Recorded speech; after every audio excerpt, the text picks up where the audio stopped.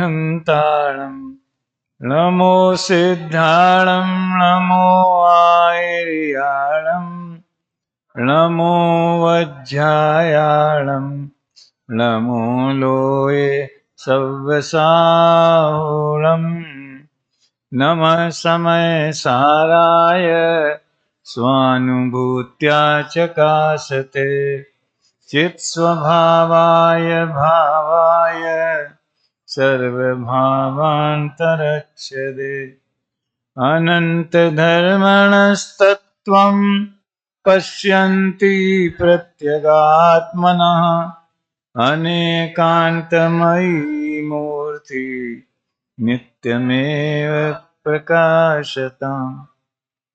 आज अपन कलश क्रमांक 14 से 23 तक का पाठ करेंगे। इसमें कंटिन्यू दिए गए हैं कि बहुत कम लोगों को पता है कि नियम सार के कलशों का भी पद्यानुवाद लगभग 25 वर्ष पहले मंगलायतन से प्रकाशित हुआ था। शायद उसकी पुस्तकें थोड़ी बहुत यहाँ होंगी।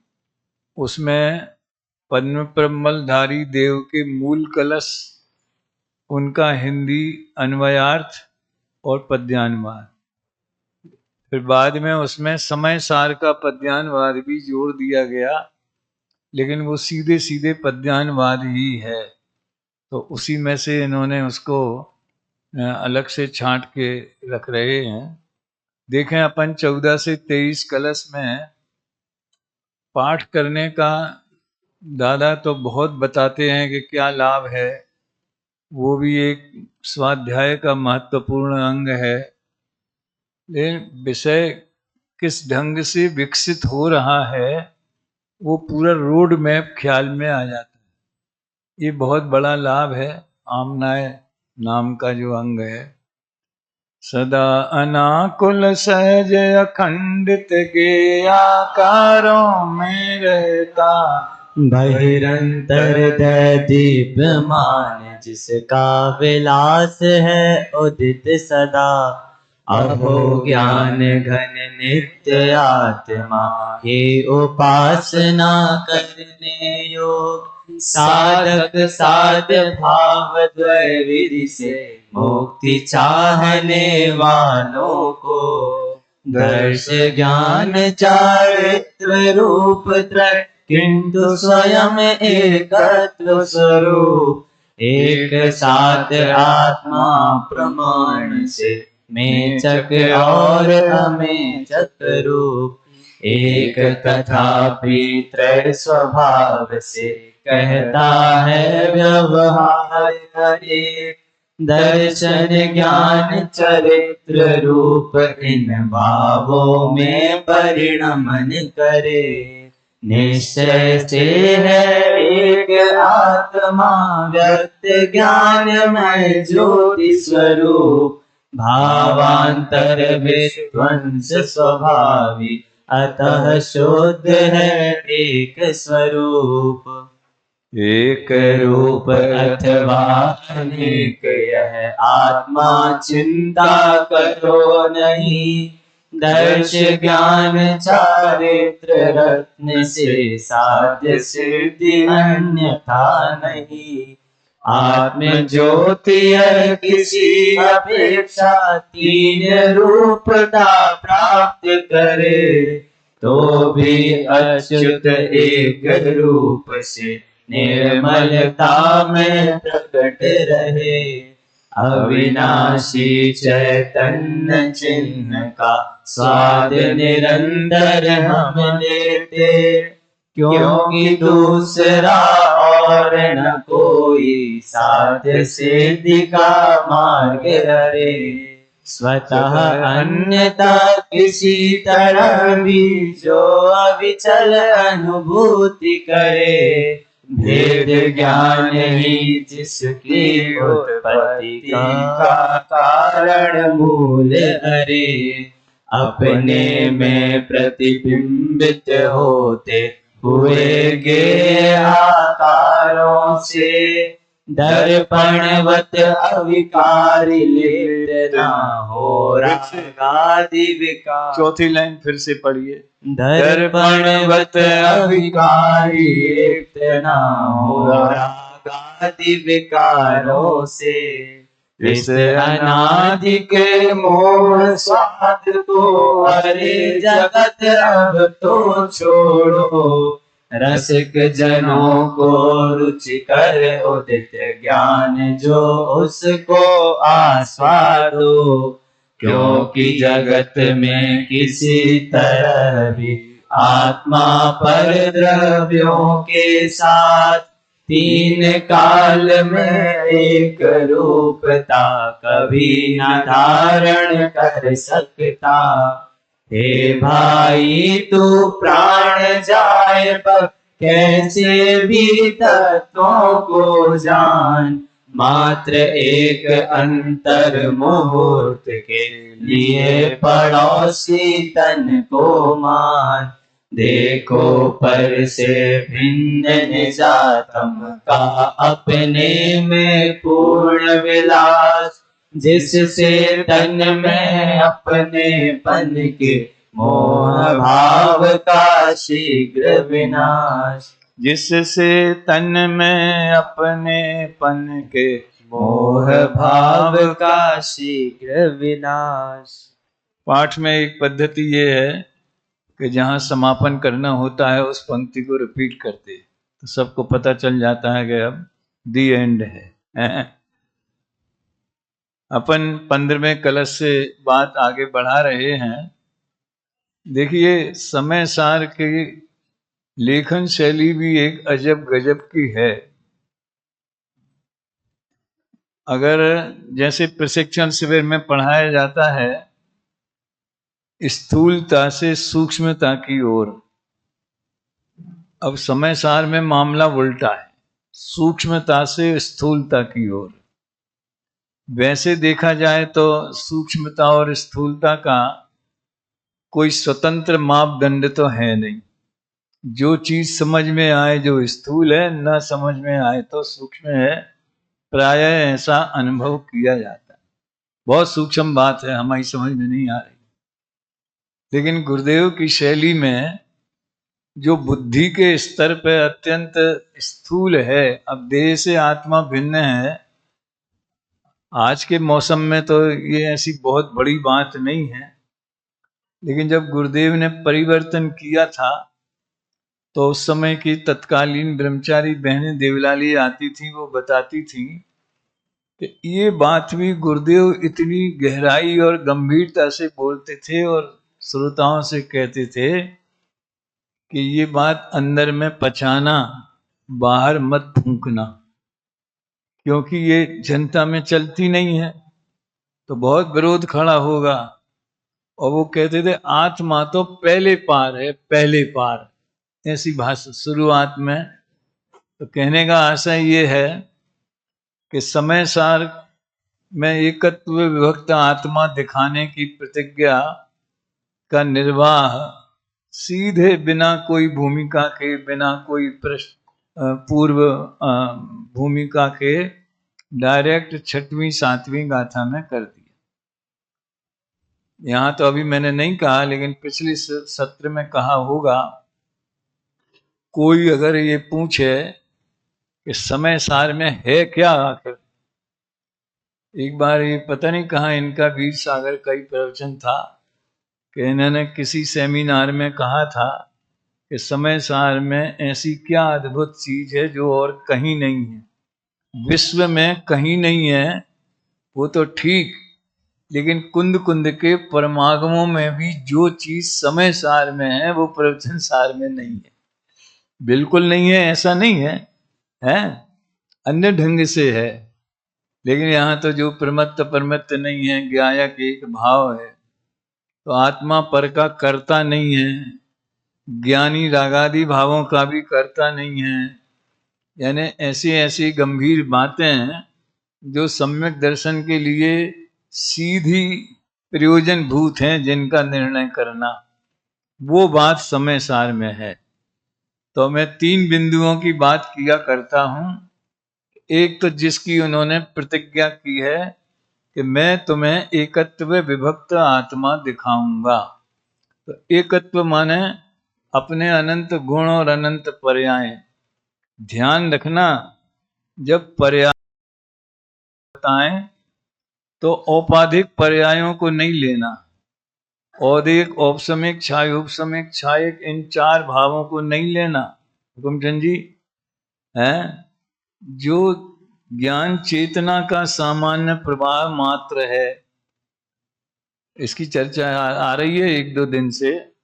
यानी चैतन्य का परिणमन, उपयोग लक्षण जो पर्याय में हाथ पे विद्यमान है, प्रकट है, व्यक्त है। कल आया था ना, नमक की डली जैसे सर्वत्र क्षार रस से भरपूर है, ऐसे ये आत्मा अनंत ज्ञेयाकारों में भी और ये मति श्रुत ज्ञान इत्यादि के भेदों में भी सर्वत्र एक ज्ञान रस से ही भरपूर है। तो गुण पर्यायों में भी अखंडित है, त्रैकालिक काल प्रवाह में अखंडित है और अनंत गुणों में अखंडित है। असंख्य प्रदेशों में तो है ही है, वो उसकी बात बार बार नहीं करते हैं। तो वो बात मां उन्होंने पहले ही बता दिया कि प्रमत्त और अप्रमत्त भावों से रहित है, ज्ञायक एक भाव मात्र है। अब इतनी मूलभूत बात जो पूरे समय सार का केंद्र बिंदु है, वहां से उन्होंने समय सार का उद्घाटन किया। तो 3 बिंदु में पहला बिंदु कौन सा हुआ? एकत्व विभक्त आत्मा। फिर जिन्होंने एकत्व विभक्त आत्मा को नहीं जाना, ऐसे अज्ञानियों की क्या मान्यता है, तो अज्ञानियों का वर्णन है। और जिन्होंने जाना, ऐसे ज्ञानियों की क्या मान्यता है। यानी ज्ञानी अज्ञानी और दोनों में कॉमन समय एकत्व विभक्त आत्मा। कॉमन इसलिए कि एक उसे जानता है और एक उसे नहीं जानता है। इन त्रिकोण में पूरे समय सार का स्वरूप समा जाता है। तो अब उन्होंने देखो विषय का विकास कैसे हुआ। 8वीं से 12वीं गाथा में निश्चय व्यवहार की चर्चा की। उन्हें निश्चय व्यवहार बताना नहीं था, उन्हें तो ये बताना था कि भैया हमने जो दर्शन है, ज्ञान है, चारित्र है, ऐसा कहा है, तो तुम दर्शन ज्ञान चारित्र को देखोगे तो आत्मा नहीं मिलेगा।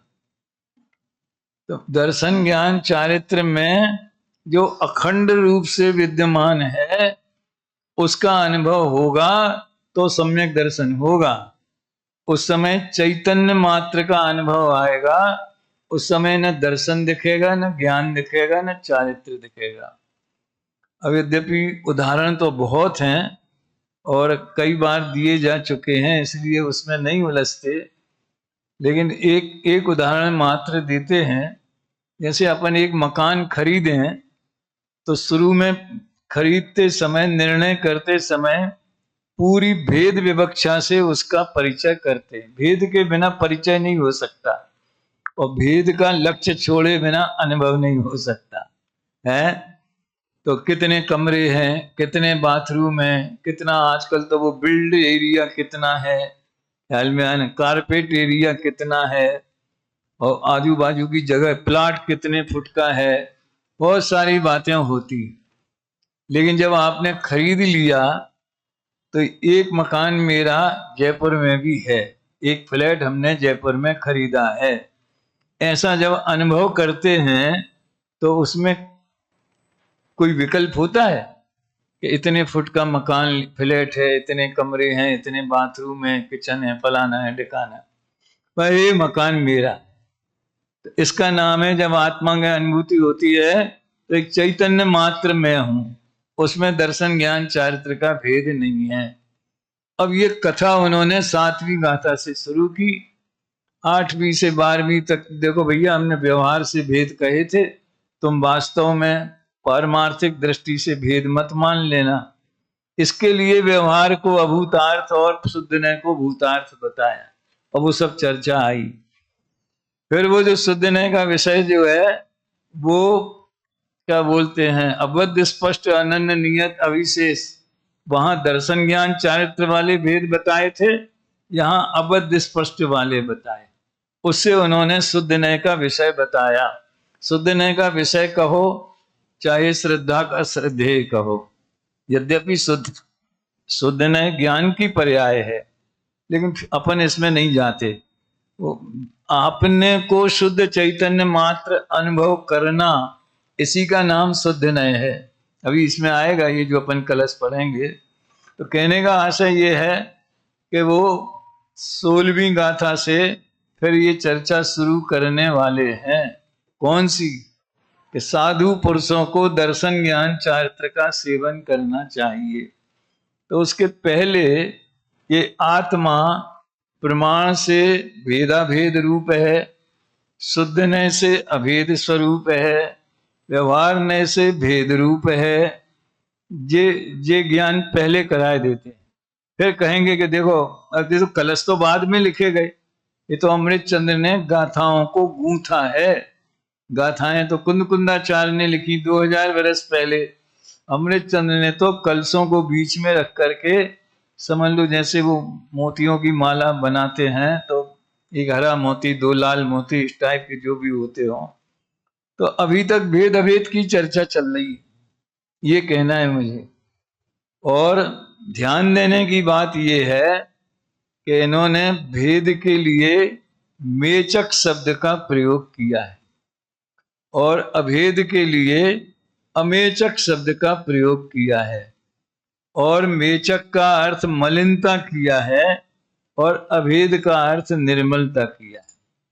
वैसे मलिन भावों का जब अपन शब्द बोलते हैं तो प्रायः मोह राग द्वेष आदि जो आश्रव बंध तत्व हैं उन्हीं को मलिन कहते।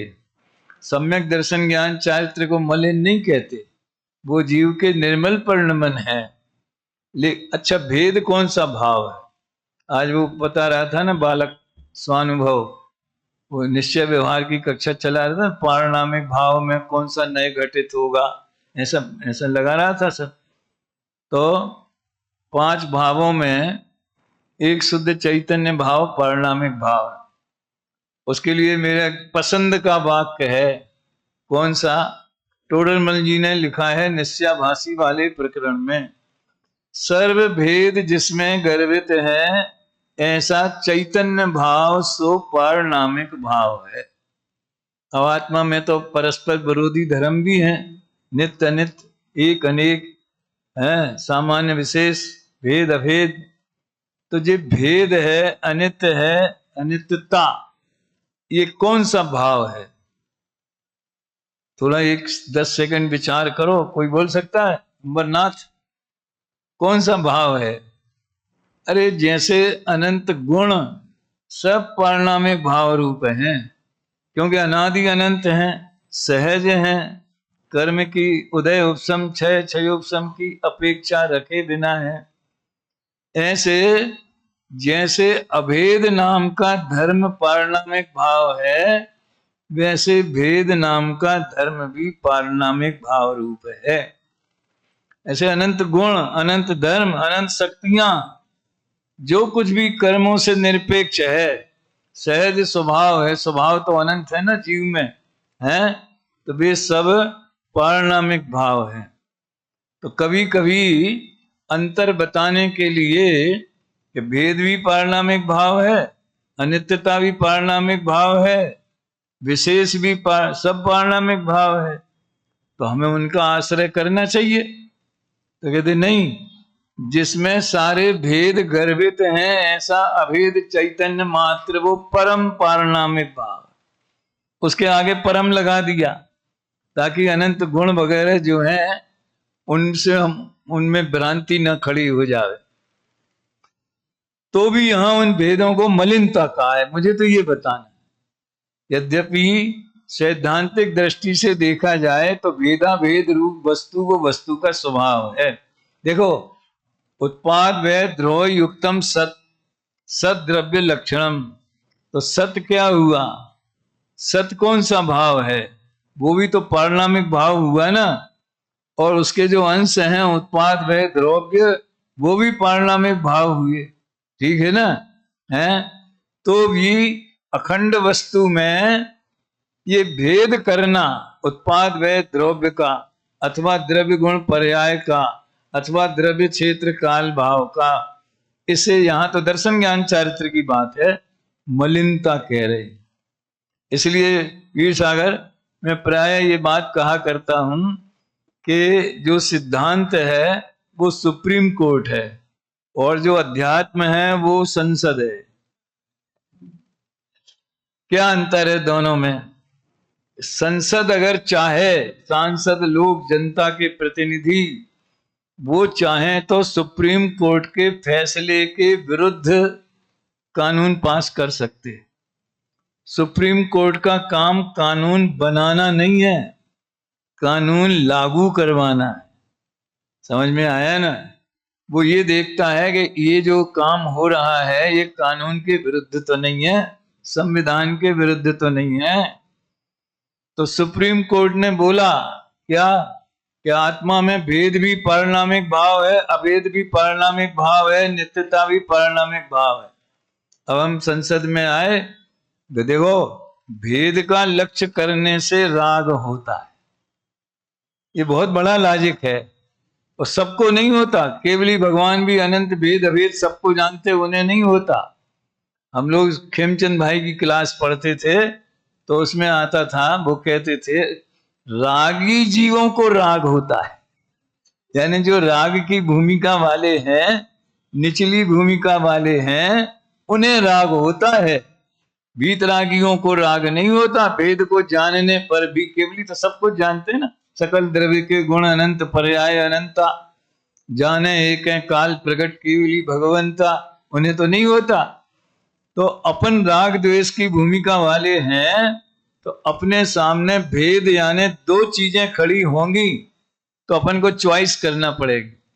किसी ने हमें समझ लो दो शर्ट दिखाई, एक शर्ट में इनमें से कोई एक छांट लो, तो कैसे छाटेंगे? अब विकल्प करेंगे, इसका कलर अच्छा है, इसका कपड़ा अच्छा है, इसका ये ठीक है, इसकी फिटिंग ठीक है। यानी बिना राग द्वेष के हम उन भेदों में चुनाव कर ही नहीं सकते। इसलिए भेद का लक्ष्य करेंगे तो राग उत्पन्न हुए बिना नहीं रहेगा। तो भेद वस्तु का स्वभाव है, वस्तु का धर्म है, तो भी उसके लक्ष्य से राग होता है। ऐसी हमारी कमजोर भूमिका है, तो मलिनता का आश्रय होने से भेद को भी मलिन कह दिया।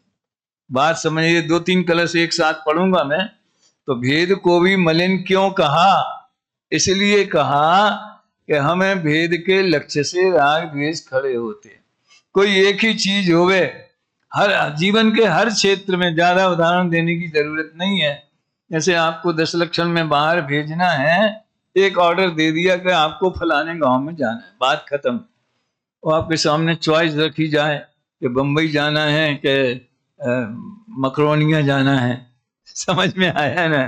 कहाँ जाना है? अरे यार मकरोनिया तो 2-4 बार हुआ है, बंबई जाएंगे तो कम से कम थोड़ा घूमने का भी लाभ मिलेगा। जब हम यहाँ पढ़ते थे, पढ़ाते थे, तो विधान के लिए लड़कों को ले जाते थे। एक लड़का, भाई साहब बंबई का प्रोग्राम हो तो आप जरूर मेरे को जरूर रखना उसमें साथ में, है? तो राग द्वेष के बिना चुनाव नहीं करेंगे। वहां कितने मुमुक्षु हैं, क्या है, कितनी संख्या है, यानी भेद में पड़े तो राग द्वेष को लेकर के ही भेद में घुसेंगे हम। इसलिए भेद को मलिनता कहा है। बहुत मार्मिक बात है। देखो 15वां कलश पढ़ते हैं। एष ज्ञान घनो नित्यम आत्मा सिद्धिमभिप्सुभि साध्य साधक भावेन त्वदैक समुपास्यताम्। अहो ज्ञान घन नित्य आत्मा ही उपासना करने साध्य भाव द्वय विधि से मुक्ति चाहने वालों को। मुक्ति कामी, वो पंचास्तिका में एक बहुत बढ़िया शब्द आया है, तम्माण बुद्धि कामो निवृत्ति कामी। मुक्ति कामी माने निवृत्ति कामी, वाह। और निवृत्ति माने निर्भर होना चाहते हैं जो। ये निर्भर होने वाला सूत्र बहुत मार्मिक है भैया। अब भूमिका आप लोग समझ लो नई उम्र की नई फसल है और आपको जीवन में बहुत काम करना है, तो थोड़ा पराश्रित प्रेरणा भी दी जाती है। खूब पढ़ो, पीएचडी करो, बड़े लेवल पे दुनिया को दिखा दो। जैन धर्म क्या, हमारे वीर सागर जी इसी के प्रतिनिधि हैं और मैं इनसे उल्टे उल्टे नए वाला हूं। उभय नए विरोध ध्वंसनी स्यात् पदान के। समझ में आया ना? है तो अब ये आप लोगों के लिए जरूरी है, लेकिन उसके पहले ये जरूरी है।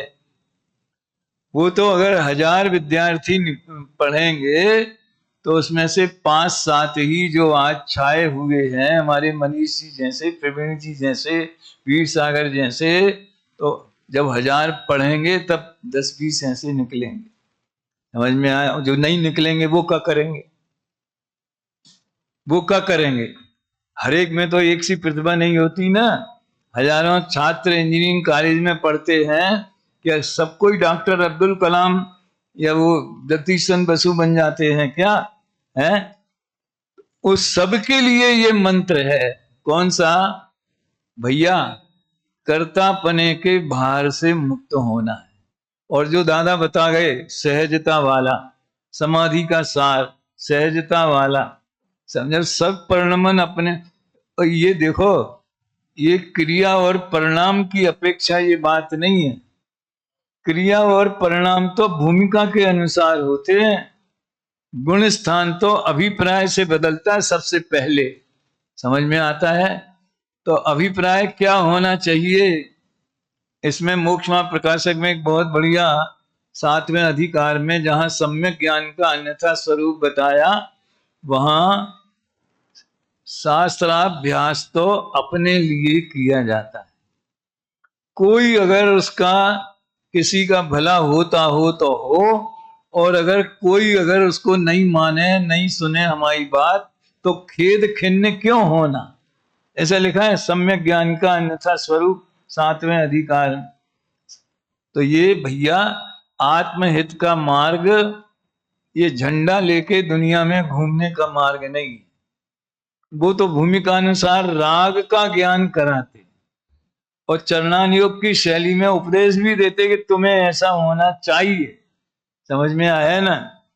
लेकिन हमें बताना क्या है, दुनिया को बताना क्या है? ऐसे शिविर लगाना है।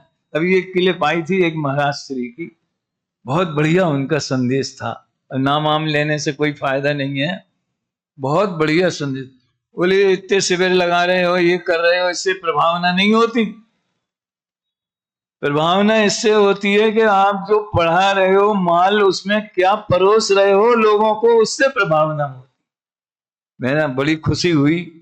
अब हमें और उनमें इतना मतभेद होना स्वाभाविक है कि हम कहेंगे कि ये परोसना है, वो कहेंगे कि ये परोसना है। समझ इसमें हो सकता है, लेकिन मूल बात तो ये है कि इतने हमने 8 दिन का यहाँ शिविर लगाया, ग्रुप शिविर लगते ये लगते हैं, तो उसमें हम बच्चों को पढ़ाएं क्या, मूल विषय क्या रखें। इसलिए मैंने एक वो निकाला था 10 लक्षण के पहले, क्या प्रवचनकार बंधुओं से विनम्र अनुरोध, बहुत सारे ग्रुपों में डाला था वो, कि आप मेन विषय, मेन टाइम जो है क्रीम, सुबह का स्वाध्याय और रात का स्वाध्याय, जिसमें जनता ज्यादा आती है, उसमें भेद ज्ञान और वीतरागता पोषक प्रकरण ही लीजिए, बजाय नए चक्र के, परीक्षा मुख के 3 लोक के। समझ में आया ना? जम्बू द्वीप के भूगोल इतिहास में मत जाइए। वो एक्स्ट्रा समय होवे और लोग सुनना चाहें तो उसकी एक्स्ट्रा क्लास रखिए, कम से कम बाहर के प्रोग्रामों में। तो ये बात क्यों आ गई? ये इसलिए आ गई कि यहाँ तो साध साधक भाव से मुक्ति चाहिए, बुद्धि कामो निवृत्ति कामी। तो अभिप्राय में पहले निवृत्त होवे, जिस द्रव्य की जिस क्षेत्र में जो काल में जो परिणमन होना बोला हुआ है, वो पढ़ लो आप। दादा का रोज सुनते हैं हम, तो अभी यहाँ आए तो डिस्टर्ब हो गया। देवलाली में तो नियम है, कौन सा वो, समाधि का सार। और जब हम हॉस्पिटल में थे कोरोना में, तो वहीं से शुरुआत होती थी दिन की। सर्वज्ञ देव विधान, समाधि का सार, अपूर्व अवसर काव्य, यही अमृत रस हैं। अभी भी यही बारंबार पढ़ने योग्य हैं। उन्हें तो इतना भी बोझा नहीं रखना है कि जहां जाना होगा वहां निश्चित होगा, वहां जाऊंगा। अब मैं काय को विकल्प करूं कि कब जाना है, कहाँ जाना है। वैसे परिणाम होंगे, हम परिणामों का भी बोझा क्यों रखें कि कौन से परिणाम होंगे कौन से नहीं होंगे। ये है मुक्ति चाहने वाले। ये मुक्ति चाहने वालों का अर्थ कर रहा हूं मैं, है सिद्धिम अभीप्सुभी एस ज्ञान घनो नित्यम आत्मा सिद्धिम अभीप्सुभी। सिद्धि के चाहने वालों को ये ज्ञान घन आत्मा ही उपासना करने योग्य है। अब इसमें साधक भाव और साध्य भाव, दादा इसकी बड़ी अच्छी व्याख्या करते हैं कि केवली भगवान को साध्य दशा प्रकट हो गई, वे भी साध्य भाव से आत्मा की उपासना करते हैं। उपासना का कोई वहां विकल्प रहता हो, या जैसे छदमस्त लोग ध्यान लगाते हैं, केवली के भी ध्यान उपचार से कहे गए, समझ में आया है ना। सिद्धांत बोलता है कि शुक्ल ध्यान के दो पाये केवली और अयोग केवली में होते, और अध्यात्म कहता है कि वहां तो उपचार से कहा गया। काय का ध्यान करना, ध्यान का फल प्रकट हो गया, समझ में आया ना। ध्यान का फल प्रकट हो गया, अनंत आनंद प्रकट हो गया। अब किसका ध्यान करना, तो ध्यान व्यान की कोई प्रक्रिया, छायक ज्ञान में ध्यान नहीं बनता। एकाग्र चिंता निरोधो ध्यानम, वो छदमस्त की अपेक्षा वो व्याख्या है, क्योंकि वो तो अपने लिए है ना। तो वो तो भी कहा साध्य भाव प्रकट हो गया, यानी अनंत चतुष्टय प्रकट हो गया। ठीक है, तो अनंत चतुष्टय आत्मा के अवलंबन से निरंतर पूर्ण में रहता है।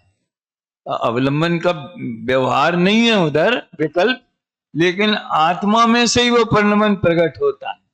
तो वे भी आत्मा की उपासना, और ये बात कई जगह आती है, प्रवचन सार में आती है क्या, कि जो श्रुत ज्ञान से परोक्ष ज्ञान से अपने आत्मा को देखते हैं, केवली केवल ज्ञान से उसी आत्मा को देखते हैं। कर्ता कर्म अधिकार, अपनी 141-42 गाथाएं जो हैं, कि जैसे छदमस्त जो है तो उन्हें तो केवली जैसे नयों के विषय को जानते मात्र हैं, ग्रहण नहीं करते, वैसे छदमस्त भी नए पक्ष को जानते मात्र हैं, पक्षातिक्रांत हैं। तो श्रुत ज्ञानी और केवल ज्ञानी की तुलना करी, यहां भी की कि श्रुत ज्ञानी साध्य भाव से, आज गुरुदेव के प्रवचन में एक बार बात आ रही थी, वो ज्ञान समान न आन क्या है वो जगत में सुख को कारण। तो वो कह रहे थे कि केवल ज्ञान तो अनंत सुख स्वरूप है ही, अनंत गुण का कारण है, अनंत सुख का। मति शुद्ध ज्ञान भी सुख के कारण है, लेकिन कौन से, जो मति शुद्ध ज्ञान सामान्य का अवलंबन लेते हैं, स्वभाव का अवलंबन लेते हैं। तो अपन साधक भाव से उसी आत्मा की आराधना करना है जिसकी आराधना केवली भगवान साध्य भाव से करते। जो काम वो करते हैं वो अपन करें, भले वो बड़े लेवल पे करते, अपन छोटे लेवल पे करें, तभी तो उनके भक्त कहलाएंगे, नहीं तो काहे के भक्त, वो बातों के भक्त रहे। ये भाव इसमें है। अब थोड़ा मैं आगे का कलश भी बताना चाहता हूं, इसका बनासी दास जी वाला पढ़ लें अपन। जहां ध्रुव धर्म कर्म क्षय लक्षण, सिद्धि समाधि साधि पद सोई, इसमें नहीं है, किताब से निकाला करो। चलो ठीक है, अभी अब जब निकल जाएगा तब पढ़ेंगे। अभी 16वां कलश निकालो। दर्शन ज्ञान 16वां आया, अभी नहीं आया, 16वां निकालो भाई।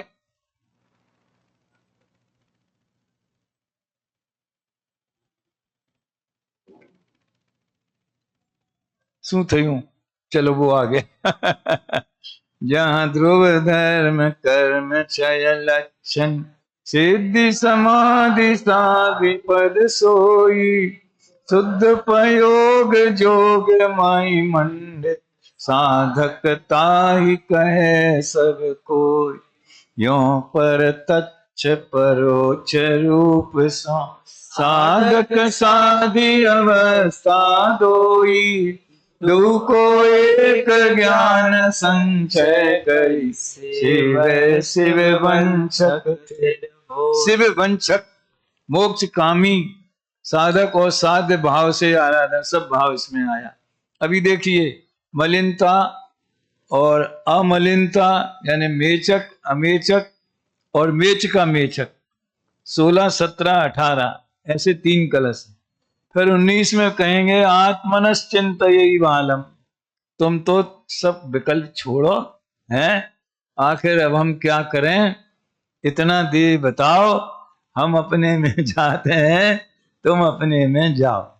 देखो 16वां लेते हैं, दर्शन ज्ञान चारित्र स्त्रित्वादेकत्वत स्वयं मेचको मेचकश्चापि सममात्मा प्रमाणतः।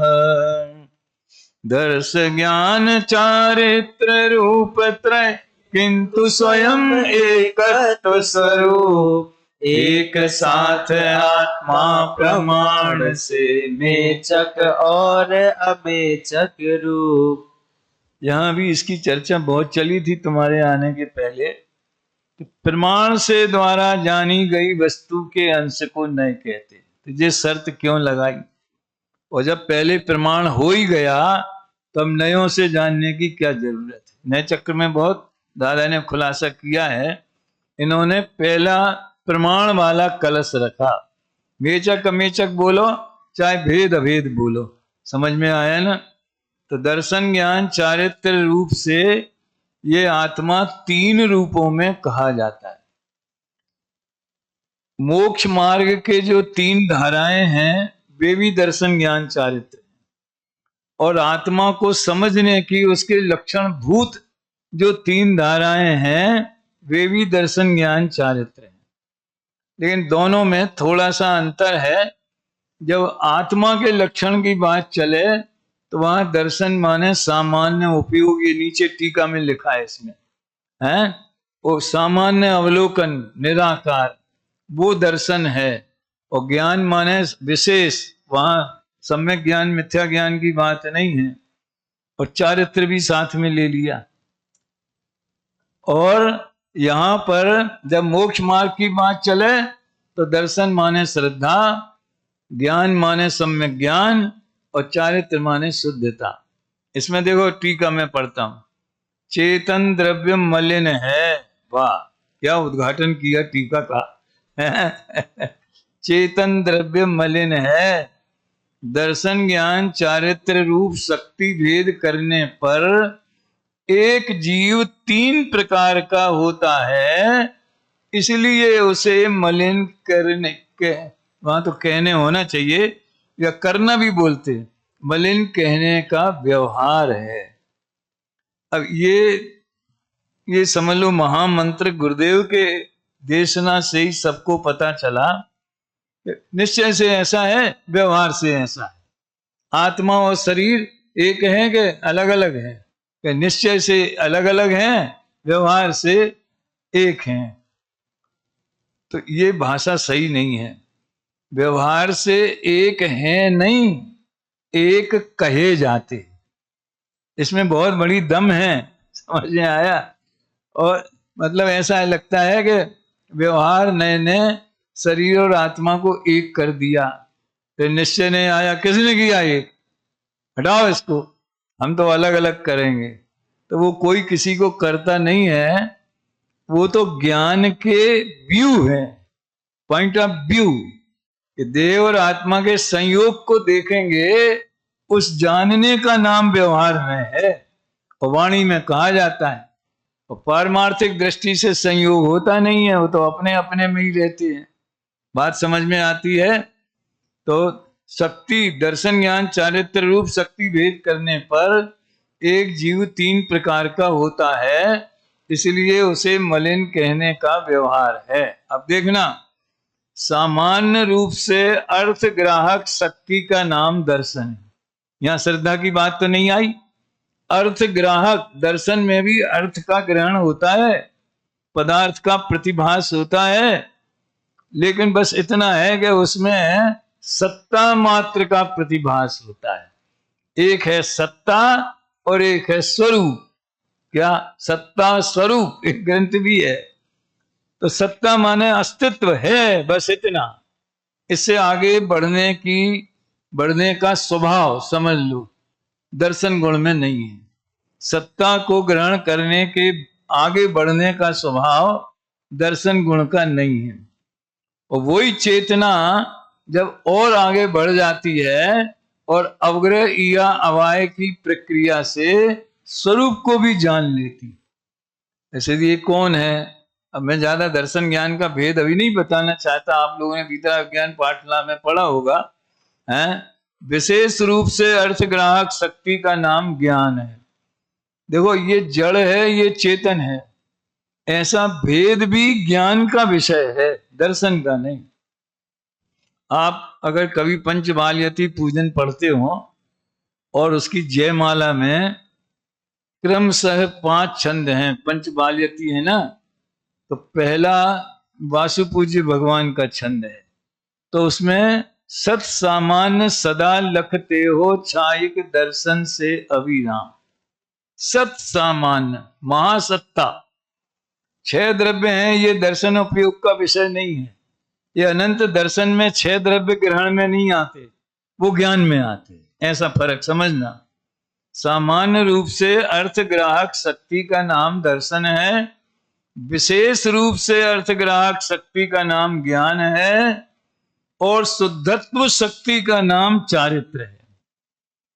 अब ये त्रिकाली शक्तियों में भी लागू होता है, लेकिन मुख्यतः तो वो परिणमन में प्रकट होती है ना, सामर्थ्य क्रिया, तो परिणमन को भी लेते हैं। इस प्रकार शक्ति भेद करने पर एक जीव 3 प्रकार का होता है, इसलिए मलिन कहने का व्यवहार है। कब कब दिखेगा मलिन? शक्ति भेद करोगे तो 3 भेद दिखेंगे, तो यही मलिनता होगी। और वो तो राग उत्पन्न होता है, वो तो छद्मस्तों की बात है, लेकिन 3 भेद कथनचित हैं, ऐसा ज्ञान ने जाना, यानी उसने मलिन पक्ष को जान लिया। अभी दूसरा पैरा, चेतन द्रव्य निर्मल है, द्रव्य सहज अभेद पना होने से निर्मल है। वाह! ऊपर कहा था भेद करने पर मलिन कहने का व्यवहार है, और यहां कहते हैं कि सहज अभेद पना होने से निर्मल है। अब सहज का सोचना कितना गहरा अर्थ है। ऐसा निश्चय से कहा जाता है। अब उसमें भी, क्योंकि वाणी का प्रयोग, नयों का प्रयोग तो वाणी और ज्ञान में ही होता है। युगपत अनेक धर्म ग्राहक ज्ञान की अपेक्षा, इस पे ध्यान दो जरा। युगपत अनेक धर्म ग्राहक ज्ञान की अपेक्षा चेतन द्रव्य एक ही काल में मलिन भी है, निर्मल भी है। क्या कहा? एक ही काल में, यानी जिस समय उसमें दर्शन ज्ञान चारित्र ये 3 गुणों को हम देखें, कहा तो 3 है तो अनंत, उसी समय गुण भेद से रहित चैतन्य मात्र वस्तु भी, यानी अभेद पक्ष भी उसमें विद्यमान है। दोनों एक साथ हैं। इसलिए प्रमाण दृष्टि से देखने पर जीव द्रव्य एक ही काल में भेद रूप भी है, अभेद रूप भी है, तो किसी को भी मुख्य नहीं किया। एक बार की बात है, यहाँ शिविर का उद्घाटन था और समझ लो हम भी थे, दादा तो थे ही उस समय, मोटानी जी भी आए थे, वो मेरे बगल में बैठे थे। बोले यार ये द्रव्य दृष्टि, प्रमाण दृष्टि और व्यवहार दृष्टि, पर्याय, इसका प्रयोग मतलब इसको क्लियर कैसे करें? बहुत आसान बात है। मेरे पास जैसे एक अंगूठी यहाँ गुम जाए तो वो सूचना देने वाला कहेगा एक सोने की अंगूठी मिली है, तो उसने किसे मुख्य किया, सोने को कि अंगूठी को? एक साथ दोनों को ज्ञान में ग्रहण किया। एक सोने की अंगूठी मिली है, जिसकी होवे वो ले जावे। उसने न सोने को मुख्यता दी है, न अंगूठी को मुख्यता दी है। उसका तो ये भार है कि जहां की तहां पहुंच जावे। समझ में आया है ना? फिर उस अंगूठी को अगर बेचने जाएंगे तो जो दुकानदार है वो स्वर्ण का मूल्यांकन करेगा, वो अंगूठी किस डिजाइन की है, इसकी बनवाई भी लगी होगी, इसमें और धातुएं भी मिले, उसको इससे कोई मत, जान लेगा, लेकिन कीमत किसकी देगा, वो स्वर्ण की देगा, वो द्रव्य दृष्टि वाला हो गया है। और जो उसे पहनेगा वो ये देख के नहीं पहनेगा कि ये सोने की है कि चांदी की है, ये अंगूठी है सो उंगली में पहने जाती, कौन सी जगह पहनी जाती, तो उसका व्यवहार करेंगे, जब यूज करेंगे तो पर्याय को मुख्य करेंगे। हो गया, अंगूठी इसका नाम पर्याय, सोना इसका नाम द्रव्य, और सोने की अंगूठी इसका नाम प्रमाण। कोई कठिन बात नहीं है। ये दो कलशों पे आज अपन ने चर्चा की है। अब लगभग समय हो गया, मेरे दिमाग में तो था कि 11:45 तक चलता है, तो 3-4 दिन तो हमने चलाया। संकोच के कारण, इज्जत के कारण जिन कुमार ने टोका नहीं एक बार हम ही ने पूछा, नहीं नहीं भाई साहब 9:45 से 10:30 है। अभी यहीं विराम लेते हैं, बाकी चर्चा आगे करेंगे।